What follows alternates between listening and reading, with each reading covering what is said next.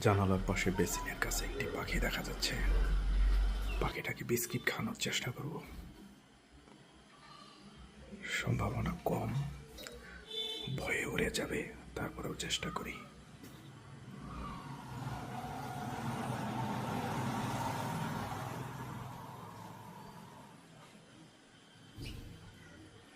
উড়েই গেল। দেখি বিস্কিটটা রেখে আসি।